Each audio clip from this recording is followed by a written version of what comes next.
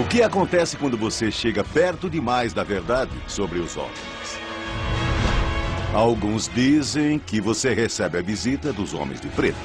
O meu filho foi baleado na cabeça a queima-roupa. Eles costumam chegar na forma de homens de preto. Eles sabem onde você mora e sabem onde você estará a todo momento. Ele disse, Sr. Rhodes. E é claro que eu não o conhecia, mas é óbvio que ele me conhecia. Quem está por trás desse suposto programa secreto? Alguns dizem que é uma agência governamental secreta. Existem pelo menos 20 níveis de segurança acima do presidente. Ele não precisa saber sobre esses programas. Durante a nossa investigação, nós conseguimos filmar aquele que pode ser um verdadeiro homem de preto. Tem um cara de preto ali. Caramba, tem um cara de preto ali. Este é o caso número 64206, os homens de preto.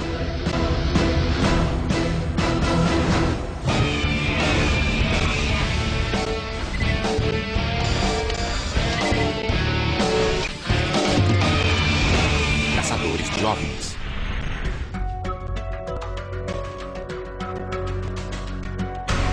A única coisa que não investigamos até agora é a história dos homens de preto. Acho que essa é a parte mais temível e ameaçadora desse campo. Quem são as pessoas que silenciam as pessoas que falam sobre OVNIs? Os homens de preto são reais. Relatos sobre os homens de preto remontam aos anos 40, quando as pessoas começaram a relatar avistamentos de discos voadores. E isso não é coincidência. Bom, eu sempre achei que fossem só um mito. Afinal, o que sabemos sobre os homens de preto? Se são reais, são mais misteriosos do que os OVNIs. Há toneladas de imagens de vídeos de OVNIs. E sabemos deles nos noticiários. Mas a mesma coisa não ocorre com os homens de preto. Tudo o que sabemos sobre eles, pelo menos o que o público em geral sabe, é pura ficção. O meu grande desafio nessa investigação será separar a ficção científica dos fatos científicos. Se os homens de preto são reais, por que não são citados na grande maioria dos avistamentos de OVNIs? A gente tem relatos de testemunhos de pessoas que foram visitadas pelos homens de preto e nós vamos conversar com pessoas que foram ameaçadas por eles. Então sabemos que os homens de preto são uma realidade. Nós só não sabemos exatamente o que ou quem eles são. À primeira vista, a própria existência dos homens de preto parece irreal, inacreditável mesmo. Mas existem testemunhas demais e casos demais de encontros com homens em preto para ignorarmos.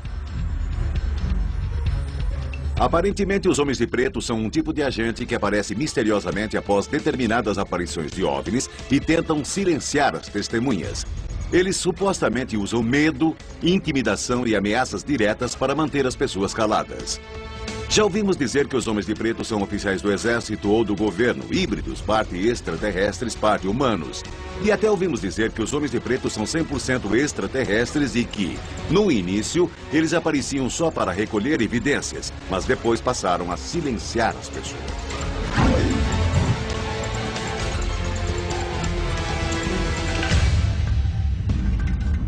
Foi um pouco antes do Natal, em 1987, e 4 objetos voaram em disparada sobre o shopping. E comecei a receber visitas de pessoas. Danny Gordon é locutor de rádio e mora em Whitville, na Virgínia. Após falar abertamente em seu show de rádio sobre os estranhos OVNIs que ele viu em 1987, os homens de preto entraram na vida dele e a mudaram para sempre. Entramos no estacionamento de uma loja de departamentos em Whitville e percebemos que umas crianças num ônibus escolar estavam apontando para cima. E havia 4 objetos voando sobre o shopping. Então peguei minha câmera e gravei os 4 objetos.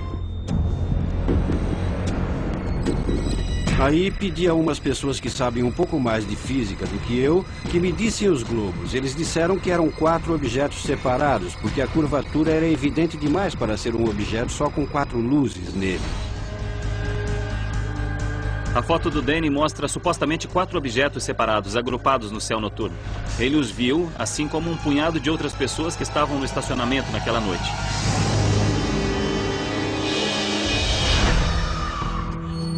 Eu era o único que estava lá falando abertamente sobre o que estava vendo, mandando informes para a Associated Press e a United Press. Então eu estava narrando o que via e eu nunca dei muita bola, não achei que voltaria para me assombrar. Dentre todas as outras testemunhas que viram o objeto naquela noite, Danny Gordon era o único locutor. Milhões de pessoas estavam ouvindo sobre o avistamento que ele teve. E pouco tempo depois, coisas estranhas começaram a acontecer na vida de Danny Gordon. Eu havia sido convidado para ir a Virginia Beach para falar à United Press International. Levei as fotos para mostrar a eles, mas deixei os negativos em casa. Eu deveria me encontrar com o pessoal na base naval Oceana e no quartel-general da CIA. Mas quando liguei para eles, disseram que o general que ia se encontrar comigo não estava e perguntaram se eu havia trazido os negativos. E com a minha ingenuidade interiorana, eu disse não, eu os deixei em casa. E quando voltei em Virginia Beach, descobri que meus negativos, só aqueles negativos, haviam sido levados. Se os negativos só tivessem desaparecido, seria uma coisa. Mas o Danny dizer à CIA que ele deixou os negativos em casa e então descobrir que estavam sumidos, isso me parece mais do que uma coincidência. Não me parece que você realmente tenha sido ameaçado. Isso por acaso não aconteceu? Sim, eu costumava receber telefonemas do tipo: escute aqui, deixe quieto, esse é um assunto do governo. Havia carros pretos do governo me seguindo até em casa. E um homem me ligou dizendo que se eu falasse com os repórteres, estaria pondo em risco a mim ou a minha família. E eu falei. Em 1991, a intimidação incessante de Danny Gordon foi muito além das ameaças. Ela se transformou em violência física. O meu filho estava numa festa e foi baleado na cabeça a queima-roupa bem aqui na têmpora. Foi uma Magnum 32, ele entrou em coma na cirurgia às 9h30 e acordou 21 dias depois e estava cego. Não sabemos quem atirou nele. Porque as outras pessoas disseram que tinham sido os caras vestidos de preto. Depois disseram que foi ele. Até hoje ainda não sabemos quem atirou nele.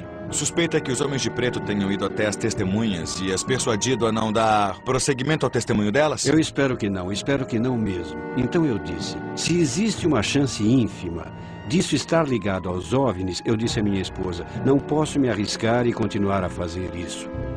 Ainda não se sabe se foram os homens de preto que atiraram no filho de Danny Gordon. Mas o incidente o deixou tão apavorado que ele parou de falar sobre OVNIs. Totalmente. E agora, falando conosco 18 anos depois, ele finalmente rompe o silêncio. Você acredita que os homens de preto são reais? Que eles realmente existem? E qual acha que é o propósito deles? Eu não tenho dúvida, porque falei com muitas testemunhas que foram visitadas por OVNIs e em seguida homens de preto vieram e tentaram ver as fotos que eles tiraram e apreendê-las. E algumas pessoas tiveram as fotos apreendidas. Mas se eles se vestem de preto ou não, eu não sei. Mas eu sei que alguém foi à minha casa, arrombou a minha casa e quem sabe pode ter sido quem baleou o meu filho. Se os homens de preto realmente atiraram no filho de Danny Gordon, eles não deixaram provas para incriminá-los. Para chegar mais perto da resposta, precisamos encontrar um caso em que evidências tangíveis tenham sido deixadas para trás.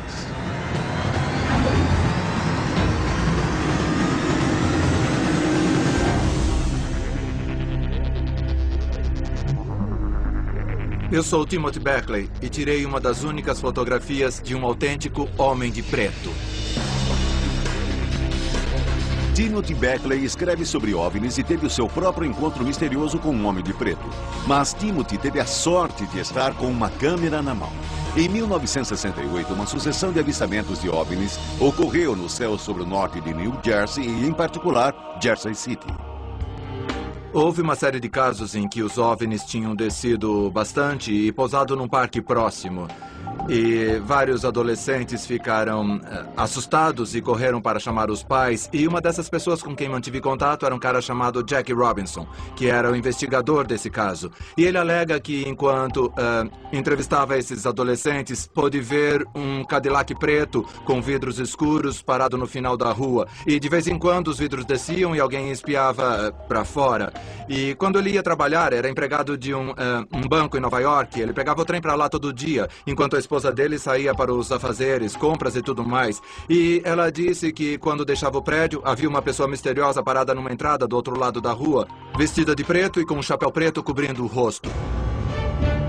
Então nós decidimos, vamos de carro até Jersey City uma manhã dessas e ver se é mesmo alguma coisa. E com certeza nós chegamos lá e lá estava esse indivíduo, na maior cara de pau, parado na entrada com um chapéu cobrindo os olhos, vestido de preto e com o maior jeito de não pertencer àquela vizinhança. Então, o Jim me deu a câmera dele e eu me inclinei pela janela e tirei uma fotografia desse indivíduo parado na frente da porta.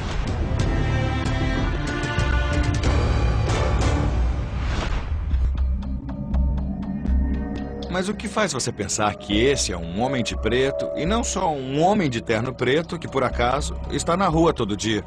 Bom, é uma área residencial onde você conheceria todo mundo que mora no bairro e também, especialmente nessa época em que todos conheciam seus vizinhos, quem morava na porta ao lado, quem morava no andar de cima, e essa pessoa não se encaixava. Então nós decidimos pegar o carro, dar a volta pela esquina, sair dele e confrontar esse indivíduo e descobrir por que ele estava parado naquela esquina, naquele prédio. Demos a volta no quarteirão, paramos o carro e ele tinha sumido. E o carro preto em que ele pode ter chegado também tinha sumido.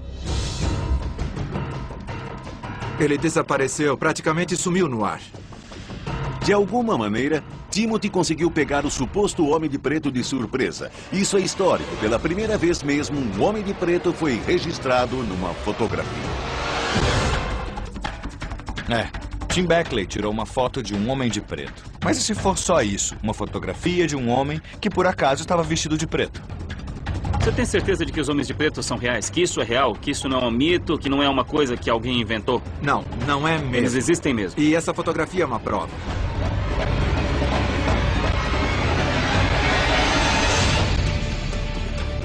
Nós examinamos a foto de Tim Beckley e não existe nenhum sinal de manipulação digital nem fotográfica. E os artefatos presentes na foto muito provavelmente são um subproduto da emulsão do filme. Tim tirou esta foto em Jersey City, em 1965. O caminhão que aparece em primeiro plano é uma picape C10 da primeira geração. E esta provavelmente é uma C10 1962. Dá pra ver pelo farol arredondado, pelo limpador de para-brisa invertido do lado do passageiro e pelos retrovisores laterais grandes e retangulares. Se esse era um verdadeiro homem de preto, é mais do que provável que estivesse ciente da presença de Tim e nunca teria permitido que essa foto fosse tirada. Ou, já que essa é uma vizinhança urbana, comercial, com estacionamento de rua e trânsito, ele pode não ter notado a presença de Tim ou simplesmente queria se fazer notar. Até agora, temos o encontro de Danny Gordon com os homens de preto que podem ser responsáveis por supostamente terem atirado no filho dele. E temos Timothy Beckley, que tirou uma foto de um homem de preto. Até agora, os homens de preto têm feito ameaças à distância. O que precisamos fazer agora é ir mais fundo e achar alguém que tenha sido ameaçado diretamente pelos homens de preto. 2 homens de preto se aproximaram de mim, eles me olharam e disseram: "Nós o veremos de novo em breve." Eu sou Johnny Sanders e faz 34 anos que sou intimidado pelos homens de preto.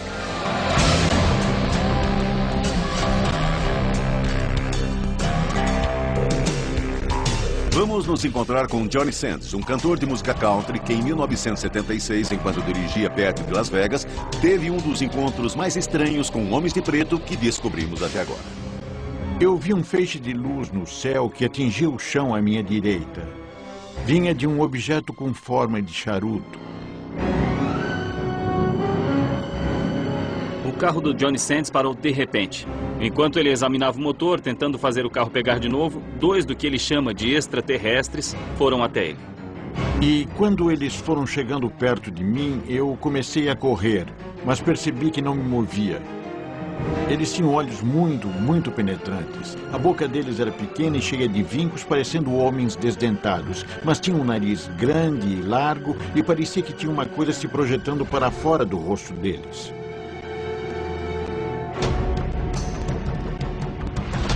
Um deles começou a falar, mas não estava falando pela boca. Então eu perguntei a ele: "De onde vocês são?" E ele disse: "Lá de cima." Eles me fizeram um monte de perguntas. E então ele disse: "Vamos embora agora, mas nos veremos muito em breve." Eles então se viraram, saíram andando e o flash de luz fez assim e eles foram embora. O encontro do Johnny Sanders com extraterrestres deu muitas manchetes. Graças a isso, ele virou uma celebridade. Alguns dias depois, o Hotel Sahara o convidou para fazer uma espécie de demonstração pública no saguão deles. E eles contrataram um artista para desenhar um dos extraterrestres que Johnny viu. E quando ele chegou às guelras e ao nariz, o artista perguntou: "Por que eles têm nariz e também guelras?" E eu disse: "Eu não saberia dizer por quê." E foi nessa hora que os 2 homens entraram e ficaram parados lá, vestidos de preto. E eu notei que um deles tinha um andar meio desajeitado. Ele tinha um jeito meio duro. Ele se inclinou na minha direção e então ele disse: responderei a essa pergunta se você me permitir. Existe uma região do céu que fica a 8 anos-luz e meio daqui e se chama Sirius. Ele disse, lá tem um planeta que sabidamente é do tipo aquático, metade água e metade terra. Então isso explicaria as guelras e o nariz. Aí ele disse, nós temos que ir agora, mas nos veremos de novo muito em breve. Bom, essa foi a mesma coisa que os extraterrestres me disseram no deserto uns 3 ou 4 dias antes. E quando saíram pela porta do corredor, o guarda de segurança, que não estava mais distante deles do que vocês estão de mim, quando ele chegou à porta, ele se virou, voltou andando e disse, aqueles caras simplesmente desapareceram em pleno ar. Talvez nesse caso os homens de preto estivessem brincando com a cabeça dele. Não para dissuadi-lo de falar, mas para fazer com que a história dele parecesse tão absurda, tão inacreditável, que quando ele falasse, ninguém acreditaria.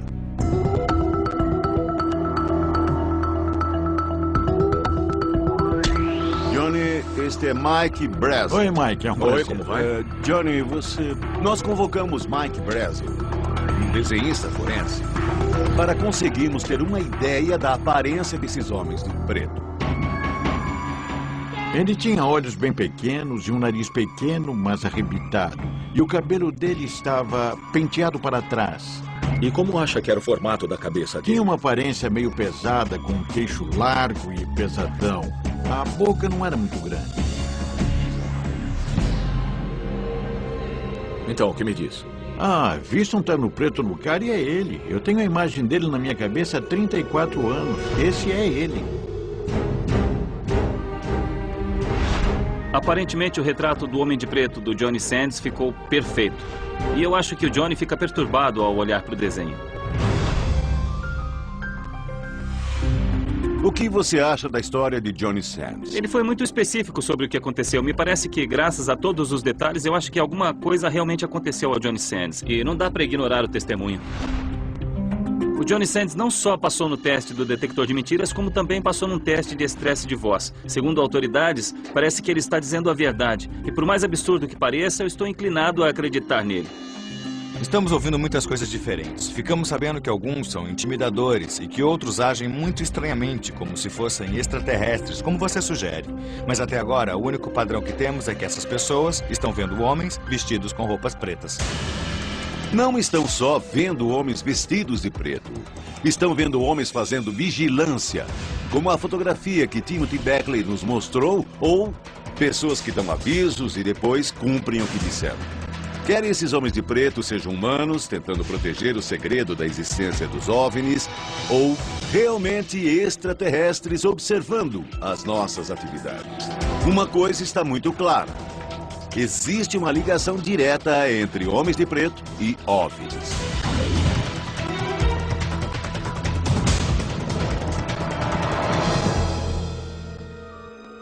Nós paramos no acostamento da estrada perto das cavernas do Grand Canyon e havia 2 homens, dentro de um carro preto, bem ali onde nós planejamos encostar.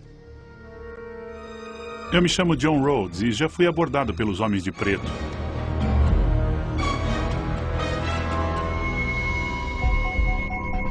Conhecemos John Rhodes numa investigação anterior quando estávamos procurando uma base extraterrestre subterrânea em Dulce, Novo México. Em 1996, quando foi procurar uma base subterrânea perto das cavernas do Grand Canyon, no Arizona, ele deve ter chegado perto de alguma coisa importante, porque algumas figuras bizarras cruzaram o caminho dele. Eu vinha para cá vindo de Las Vegas para investigar as cavernas do Grand Canyon. E quando começamos a parar no acostamento da estrada, havia um carro preto novo e brilhante, e havia 2 caras de terno dentro dele esperando por mim. Um deles estava encostado no carro e o outro veio em direção a mim quando eu estacionava. Eu saí do carro e o homem veio até o meu veículo e, me olhando nos olhos, ele se virou para mim e disse, Sr. Rhodes. E é claro que eu não o conhecia, mas obviamente ele me conhecia. Então esses caras sabiam seu nome? É. Nossa. Sabiam o meu nome. E o mais importante, sabiam que eu estaria bem ali. Eu acho estranho que no meio de nada, de repente, aparecem dois homens que sabem o nome de John Rhodes. Eu não acho que esse encontro foi por acaso. Ele se virou para mim e então disse: bem, sabe, Sr. Rhodes, o senhor pode cair lá e se machucar. O senhor pode cair em algum buraco por lá e nunca mais ser encontrado. E eu sabia que isso era uma ameaça. E o que aconteceu? Voltaram para dentro do veículo e eu nem os olhei ir embora porque eu não queria que pensassem que haviam me intimidado. E eles tinham algum tipo de identificação, seja no terno ou na carteira? Nada, nada. E de fato, quando olhei para o veículo deles, não tinha nenhum grão de poeira. É como se não tivessem passado por ninguém que tenha levantado poeira na estrada e coberto o carro deles. Os sapatos deles estavam totalmente brilhantes, dava para ver o seu reflexo neles. Eram pretos e não parecia que já estavam lá.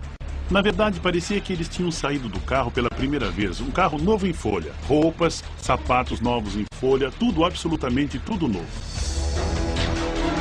Me parece mais do que estranho que no meio do deserto eles não tivessem poeira no carro, nenhuma poeira nas roupas. Como se explica isso? Não dá. Por que queriam avisá-lo sobre esta área? O que estava procurando? O que tem aqui? Você precisa se lembrar que já se fez o levantamento topográfico de apenas 3,3% de todo o Grand Canyon. Isso significa que por volta de 96% dele, quase 5.000 quilômetros quadrados, nunca tiveram pés humanos pisando neles. Eu acho que alguns desses antigos sistemas de cavernas nesse calcário, por centenas de quilômetros quadrados, são um lugar perfeito para construir instalações militares subterrâneas. Não é preciso escavar nenhuma terra, é só ocupar um lugar já escavado. E se estão ligados por passagens nas cavernas ou por túneis naturais, seria perfeito que existissem nessa região calcária. Então a geologia da região das cavernas do Grand Canyon é condizente com cavernas subterrâneas, com túneis subterrâneos e, segundo John Rhodes, uma rede de bases subterrâneas, talvez ligando o Grand Canyon com Dulce e a Área 51, que supostamente são polos de engenharia reversa e tecnologia extraterrestre. Isso é incrível. Se a teoria de John estiver correta de que existem túneis ligando todas essas bases extraterrestres subterrâneas, será que é por isso que os homens de preto estão se mostrando? Se estou intimidado? Eu diria que estou mais intimidado por vocês.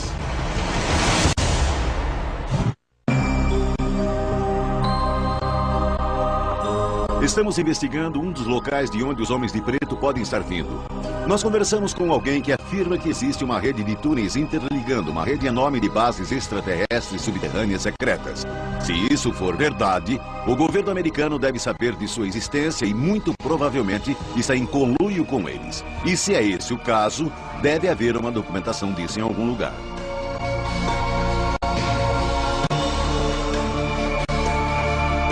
Vamos nos encontrar com Michael Schratt, um historiador aeroespacial militar que em sua pesquisa discorre sobre como o governo norte-americano pode estar por trás dos homens de preto.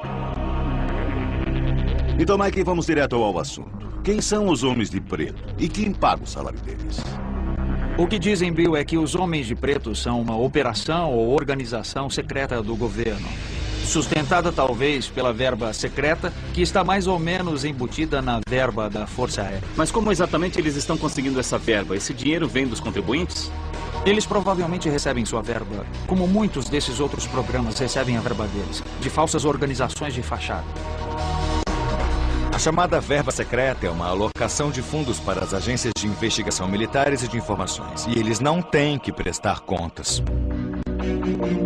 E como podemos provar isso? Temos o artigo do Detroit Free Press e isto aqui data de 8 de fevereiro de 1987 e nele diz: livro secreto, esconde projetos militares, a verba secreta do Pentágono triplicou sob a administração Reagan. Você sabe o que está acontecendo com o dinheiro dessas verbas secretas hoje? Bem, se extrapolarmos os dados, Kevin, fica claro que essa verba secreta cresceu para cerca de 300 bilhões de dólares por ano. Mas no que estão usando isso e para quê? Essa é a grande pergunta. Aqui nós temos o organograma dos níveis de acesso de segurança. E se você olhar aqui embaixo, ele começa com restrito, depois vai para confidencial, depois para secreto, altamente secreto, SCI, USAP. Acima disso existem 28 níveis de criptografia altamente secreta. O presidente fica no nível 17. Ele pode acessar os códigos de ativação ou códigos de lançamentos nuclear, mas depois você verá o que interessa. Existem pelo menos 20 níveis de acesso de segurança acima do presidente. Ele não precisa saber desses programas. Isso tudo é só uma teoria de que existem 20 níveis de projetos secretos acima do presidente dos Estados Unidos. Contudo, ela é bem plausível. E se os homens de preto realmente estão ligados ao governo americano, é bem possível que o presidente não soubesse nada sobre eles. É negação plausível.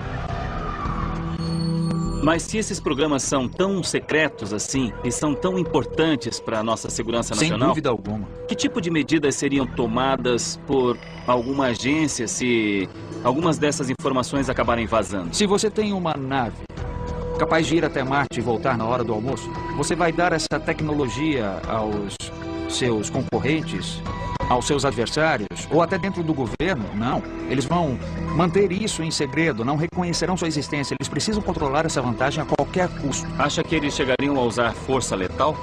Sem dúvida alguma.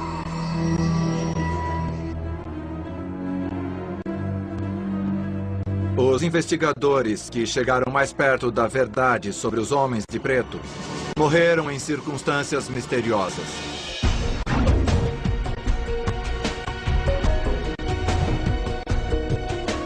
T. Allen Greenfield é um pesquisador de OVNIs e escritor que tem investigado o fenômeno dos homens de preto há décadas. E ele sabe até onde eles irão para silenciar as pessoas que sabem demais.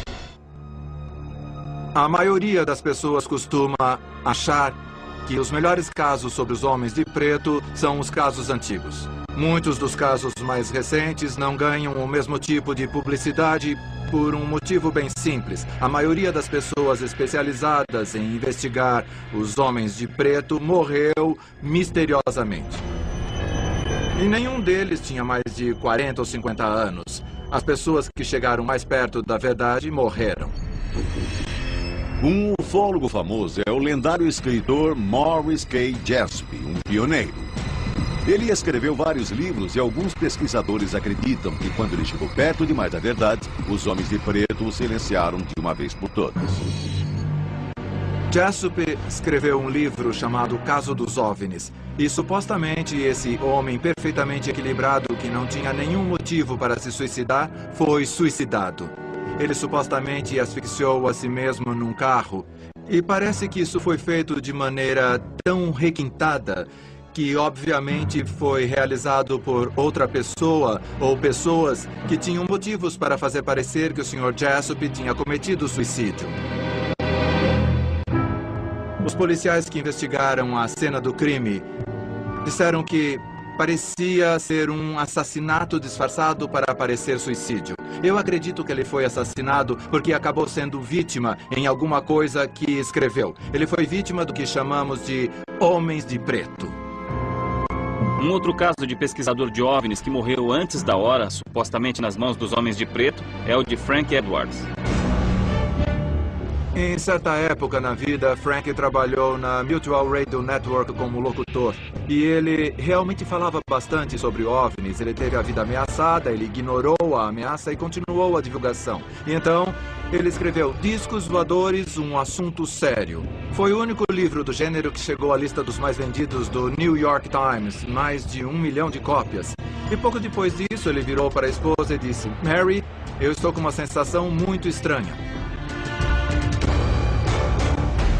Descobriram a causa da morte? Disseram que foi falência cardíaca, mas ele não tinha nenhum dos sintomas comuns que se associaria a um ataque cardíaco. Eu acho que foi algum tipo de envenenamento e foi um alerta a todos nós que levamos a sério a ufologia. A polícia declarou que a causa da morte de Frank Edwards foi um aparente ataque cardíaco. Contudo, clinicamente, um aparente ataque cardíaco e um ataque cardíaco, de fato, são duas coisas completamente diferentes. E pouco depois disso veio a terceira fatalidade. Jim Kitt escreveu um livro chamado Livro dos Casos sobre os Homens de Preto. Ele morreu devido a um tornozelo machucado. Não havia nada de errado com ele. Era jovem, tinha ótima saúde, torceu o tornozelo e morreu.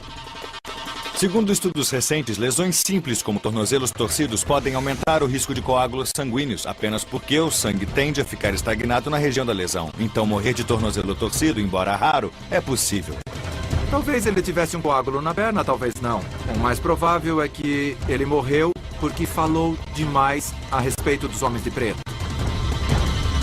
É sempre bom vê-lo. Tome cuidado. Obrigado, Ali. Valeu. Muitíssimo obrigado.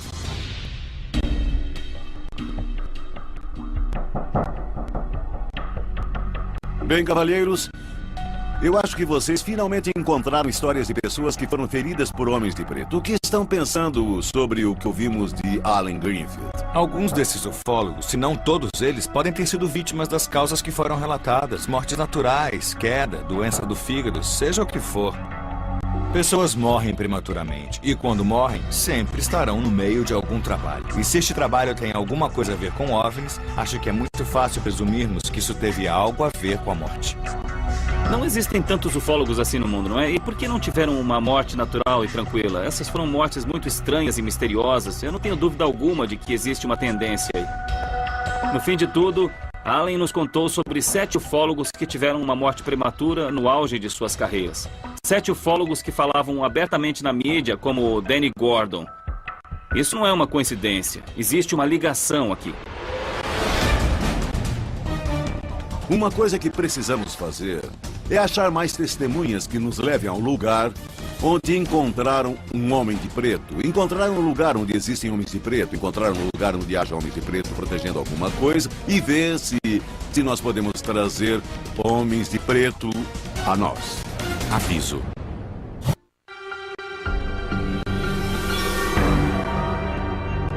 Estamos aqui em Utah investigando os homens de preto.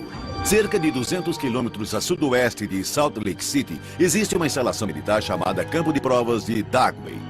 Ele foi construído em 1942 para testar e desenvolver armas químicas e biológicas para a Segunda Guerra Mundial.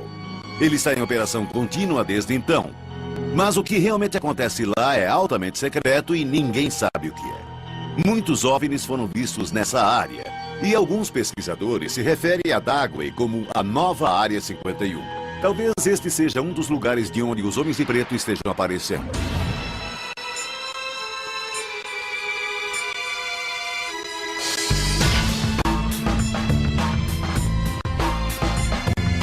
Olá. Kevin? Oi. Pat? Oi, Dave. Muito prazer. Dave Rosenfeld é um pesquisador de OVNIs de Utah que tem investigado o campo de provas de Dagway há muito tempo. Ele tirou algumas fotos incríveis de OVNIs e de outras coisas no céu de Dagway e descobriu algumas informações restritas. Obtive as informações de um indivíduo em particular que trabalha em Dagway.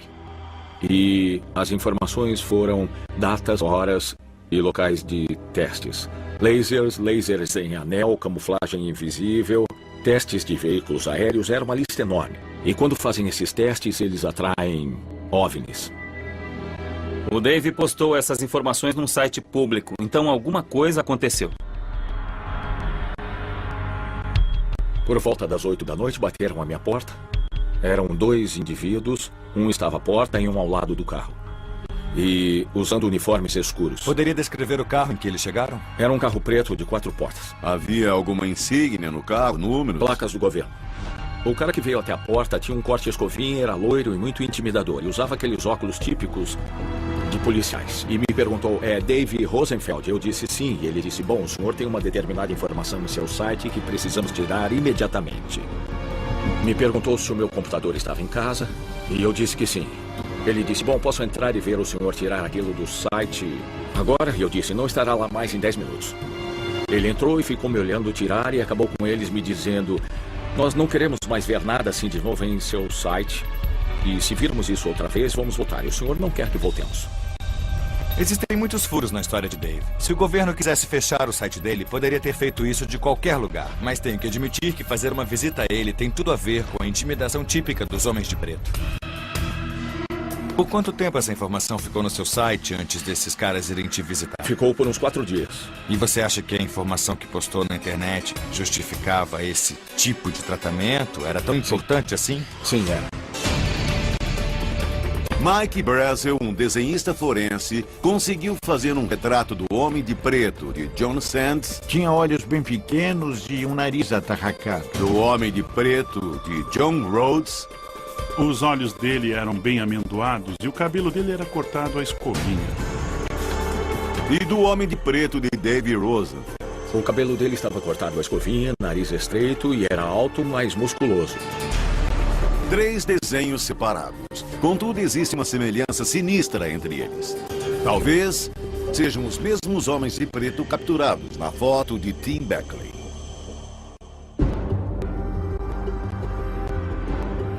Está claro que existe uma ligação entre OVNIs e homens de preto em Dagley. Ela está mesmo começando a aparecer a nova Área 51. Talvez exista um contingente de homens de preto saindo de Dagley. Mas só existe um jeito de saber. Nós temos de ir lá.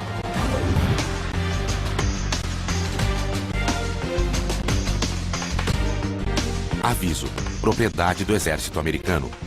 Vamos nos encontrar com Ken Sturt e Bob X, que foram essenciais em nossa investigação de bases subterrâneas, tanto perto daqui como em Dulce, Novo México. Ken e Bob têm investigado Dagley há anos, e eles também tiveram um encontro com homens de preto. Ficamos sabendo que esta área era a nova Área 51. Então, viemos aqui para colher informações e verificar que realmente esse era o caso. Nós tínhamos parado no hotel em Willow Spring. E um cavalheiro lá, o dono, disse: os rapazes vão para o deserto? E nós dissemos sim. E ele disse: olha, tem umas coisas estranhas acontecendo no deserto. E disse: bom, vocês estão armados, né? Vocês estão levando armas? E nós dissemos sim. Ele disse: ótimo, mas fiquem alertas. Então nos dirigimos até o local. Era umas 9 da manhã. E quando eu saí de um pequeno retorno, eu olhei no retrovisor e vi uma nuvem de poeira se aproximando bem rápido. Aquele veículo grudou na nossa traseira e eu fiquei reduzindo, esperando que ele desse a volta e passasse, mas ele não passou, ficou diminuindo. Finalmente o Bob disse: ei, encosta, eu já tô cheio disso. Nós encostamos e o Bob saiu do carro. Eu fiquei lá dentro, ajustando o espelho, e havia 2 caras dentro do carro. O carro não tinha nenhuma insígnia, nenhuma luz piscando, nada mesmo. Foi ali. O motorista saiu e o Bob também. Eu fiquei entre os 2 veículos. Ele estava vestindo calças largas. Sei. E vestia um colete. Eu não vi nenhum distintivo, mas sabia que aquele cara estava vestido de preto. E ele disse: o que estão fazendo aqui? E eu disse: só tirando umas fotos. Ele disse: mostre sua identificação. E eu disse: preciso saber quem você é. E o homem fez assim: isso é tudo que você precisa ver. E ele apontou para a placa G14. Uma placa de carro G14 é uma placa do governo. O General Service Administration, ou GSA, tem uma frota desses veículos espalhada pelo país para uso oficial pelas agências e departamentos do governo. Eles são numerados de G11 a G91. G14 designa uma frota de carros grandes para uso interagências. Como podem ver, esse lugar é mesmo remoto. E lá estavam eles 2 e nós 2 e nada mais por perto. E a coisa podia ter azedado. Então eu fiquei com a minha arma no meio das pernas. Estava com o retrovisor do motorista virado para ele e o retrovisor central virado para o passageiro. Eles esperavam nos intimidar, nos fazer desistir do que estávamos fazendo, nos fazer ficar de joelhos e todo aquele lance tipo o Santo Graal. Mas não foi o que aconteceu. Depois disso, voltei para dentro do carro e fomos embora. Eles nos seguiram até onde a estrada fazia a curva e nós fomos para Vernon. E eles seguiram reto, mas ainda estavam na nossa cola. Talvez assim como o John Rhodes, o Ken e o Bob estivessem se aproximando muito de alguma coisa que o governo não queria que vissem. Mas eu anotei o número da placa. E o que descobriu? Bom, foi muito interessante. Quando eu voltei à minha jurisdição, porque na época eu trabalhava como policial, averiguei a placa que pertencia a um Jeep branco do Departamento de Gerenciamento de Terras do município de Park, no Colorado. Mas não era um Jeep? Não era um Jeep. Então eu liguei para o supervisor do Departamento de Gerenciamento de Terras do município de Park e perguntei: vocês têm um veículo com essa placa? E o supervisor disse: com certeza, e eu estou vendo ele pela janela do meu escritório. E o município de Park fica a 1.200 quilômetros de lá. Aquela placa não pertencia àquele veículo. E isso, é claro, acionou 1000 alarmes dentro de mim. E está tudo se encaixando. Os homens de preto têm um longo histórico de usurpar a identidade alheia. E agora esses 2 homens de preto aparentemente foram flagrados numa mentira. Talvez aquelas placas G14 tenham realmente sido tiradas de outro veículo. Deixa eu fazer uma pergunta. Estamos de pé aqui e agora. Acha que estão de olho em você? Com certeza. É melhor eles acreditar. monitoram comunicação, já nos disseram um monte de vezes. Se você está no rádio ou se está no celular, toda essa área aqui está sendo monitorada. Mas estamos em terras públicas agora. Por que estamos sendo monitorados? Bom, a base fica bem ali. E mal começamos a falar sobre sermos vigiados por homens de preto, 2 helicópteros apareceram em cima de nós.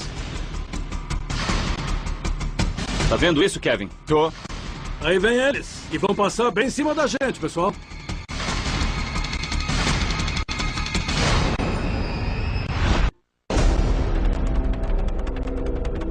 Tá vendo isso, Kevin? Tô. Aí vem eles. E vão passar bem em cima da gente, pessoal. Estamos perto do campo de testes de Dagway, em Utah. Alguns o estão chamando de a nova Área 51. Pesquisadores acreditam que há evidências de que faz engenharia reversa aqui.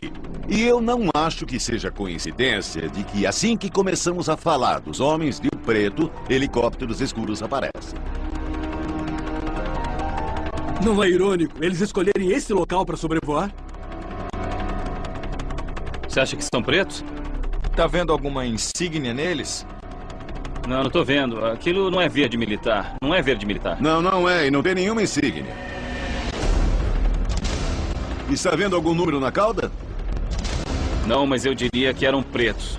Eram helicópteros pretos, sim? É, isso é muito esquisito, hein? Eu já trabalhei com muitos Chinooks e eles são verde militar.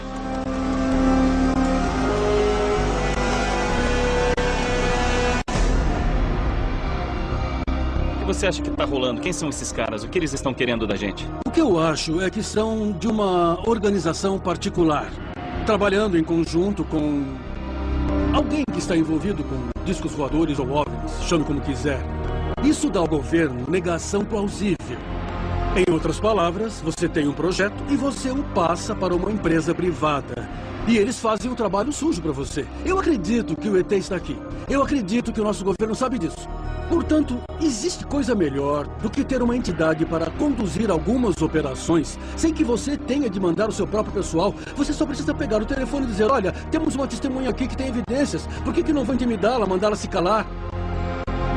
Entregar as evidências ou, por último, mais ou menos importante, silenciá-la para sempre?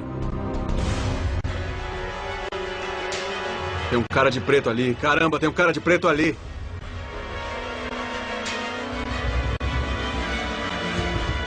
Tá todo de preto? Ele tá entrando... Ele tá andando na frente de um furgão branco parado perto do prédio. Tá dando marcha ré. Eles acabaram de esconder aquele furgão. O furgão foi colocado atrás do prédio. Ele tá ali, olha, atrás do prédio. Estávamos lá em Dagway falando dos homens de preto. Será coincidência que um homem de preto aparentemente estava nos vigiando o tempo todo?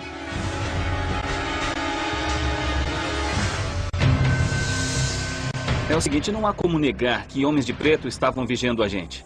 Entre a foto, todas as testemunhas oculares e os helicópteros, e agora isto, me parece que existe um elo militar muito forte com os homens de preto. Como investigadores, chegamos mais perto dos homens de preto do que qualquer um. Ouvimos histórias de ameaças e de intimidações e nós mesmos tivemos um gostinho disso. Eles são reais e sabem mais sobre o fenômeno dos OVNIs do que qualquer um. Tivemos testemunhas confiáveis e é difícil questionar relatos em primeira mão. Mas considerando os avistamentos, as ameaças, as intimidações e até o nosso próprio encontro em Dagway, acho que é muito provável que tudo isso sejam só coincidências. Entre os helicópteros fazendo um voo de rotina e um homem da manutenção trabalhando no local, como muitos avistamentos de OVNIs, estes são apenas encontros ao acaso. Vocês estão esquecendo o mais importante, que os projetos secretos que empregam os homens de preto tornaram-se tão secretos, tão ocultos e tão encobertos por mentiras e distorções que nem sequer os homens de preto se dão conta de que são homens de preto. Os homens de preto estão por aí desde a década de 50 e na comunidade ufológica existe todo tipo de histórias repletas de ameaças, coações e até violência física.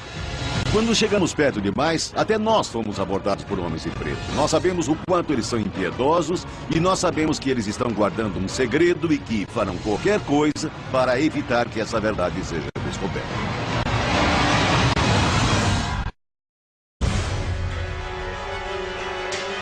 O que acontece quando você chega perto demais da verdade sobre os OVNIs? Alguns dizem que você recebe a visita dos homens de preto. O meu filho foi baleado na cabeça a queima-roupa. Eles costumam chegar na forma de homens de preto. Eles sabem onde você mora e sabem onde você estará a todo momento. Ele disse, Sr. Rhodes. E é claro que eu não o conhecia, mas é óbvio que ele me conhecia. Quem está por trás desse suposto programa secreto? Alguns dizem que é uma agência governamental secreta. Existem pelo menos 20 níveis de segurança acima do presidente. Ele não precisa saber sobre esses programas. Durante a nossa investigação, nós conseguimos filmar aquele que pode ser um verdadeiro homem de preto. Tem um cara de preto ali. Caramba, tem um cara de preto ali. Este é o caso número 64206, os homens de preto.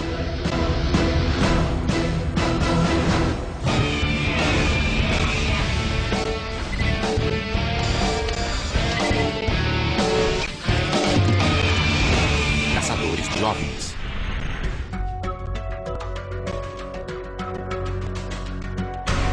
A única coisa que não investigamos até agora é a história dos homens de preto.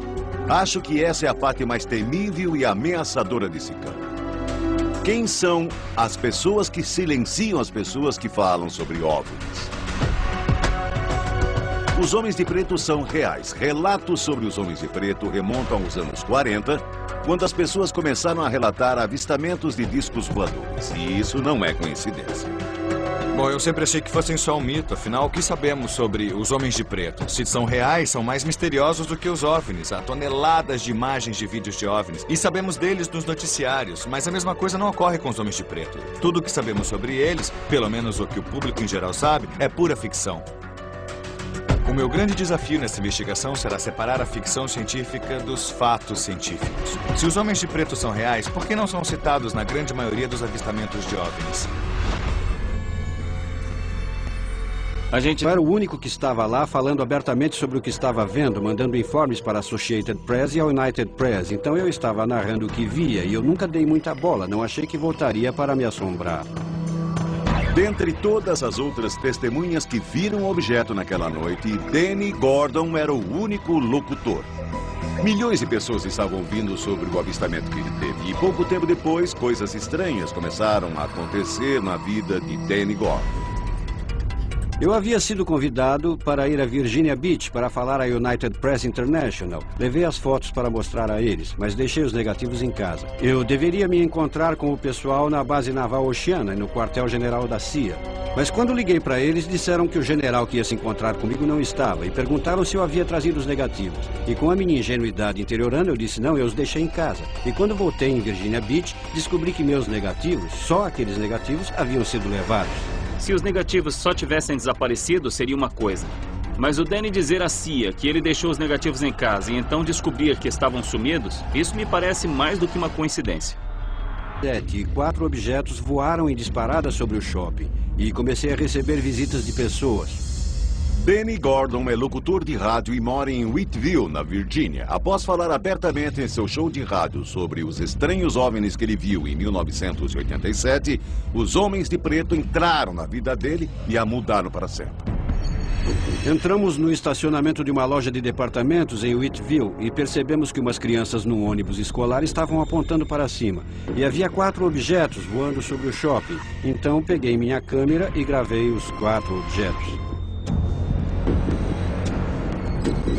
Aí pedi a umas pessoas que sabem um pouco mais de física do que eu, que me dissem os globos. Eles disseram que eram 4 objetos separados, porque a curvatura era evidente demais para ser um objeto só com 4 luzes nele. A foto do Danny mostra supostamente 4 objetos separados, agrupados no céu noturno. Ele os viu, assim como um punhado de outras pessoas que estavam no estacionamento naquela noite.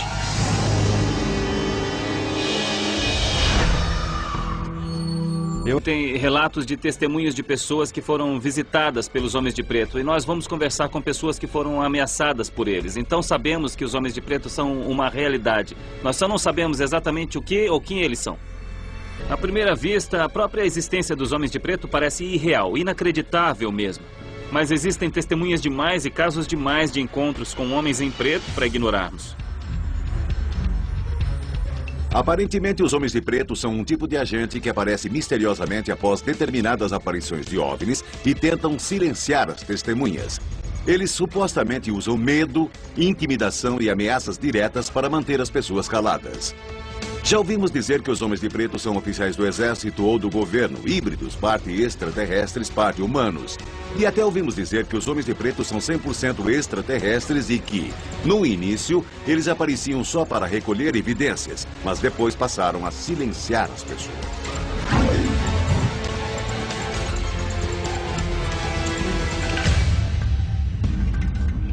Foi um pouco antes do Natal, em 1986.